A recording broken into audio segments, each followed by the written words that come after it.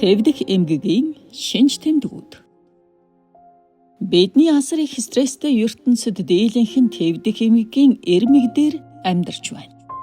Бидний мэдрэл хит мэдрэмтгий болоод ирэхээр бактери твдэлтэнд өртөх боломжтой болдгоо. Энэ нөхцөл нь удаан хугацааны турш дарамтанд ор амьдрах, эсвэл гэр бүлдэх үхэл, эсвэл ажлаа алдах гэх мэтийн гэнэтийн том асуудлуудаас шалтгаалan бий болдог.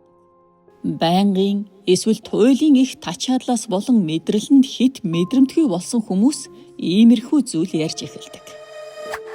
Би зүгээр л нэг мэдрэлийн судлуудын цомирлог. Би үнэхээр арчаагүй амьтан болж байна. Миний мэдрэл сүрлээ. Тэгвэл бактери твдэлт нь хит их адреналин ялгарсны улмаас биедик түгшүүртэй сэрлүүдийг сэдээснээр үүсдэг байна. Тэгвэл тэр зовиоруудыг илүү нэгтлэн судлаа. Хүн бүрт ижил зовиорууд байхгүй. Та эдгээрийн нэг болон нилээ дээр нь шаналж байж болох талтай. За үүнд таныг тамирдуулж буй хөршинг ядаргаа. Аарсаар хэрэггүй юмд эмзэглэх, гомдох, эмзэг байдал. Гар хөлөөр зүгээр хатгуулж буй мэт өвдөх.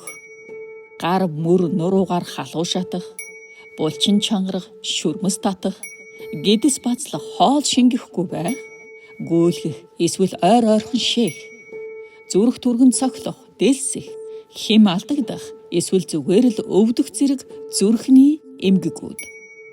Дагжих, салгалах, хоолоо зангирах, гүнзгий амьсгаа авч чадахгүй байх, толгой эргэх, ухаан балартан сул байх, эсвэл дотор муу харах, тархиар хатгах, толгой хүчтэй өвдөх. За эдгээр биеийн зовиорууд нь оюун болон сэтгэл санааны зовиорууд болох урам хугарах, сэтгэл гутрал руу хөтөлдөг. Юу нь болохоо байчаад байгаа юм болоо гэж та зовнина. Энэ ойлгомжгүй хачин жигтэй өвчнөөс та хизээж салахгүй юм шиг санагдана.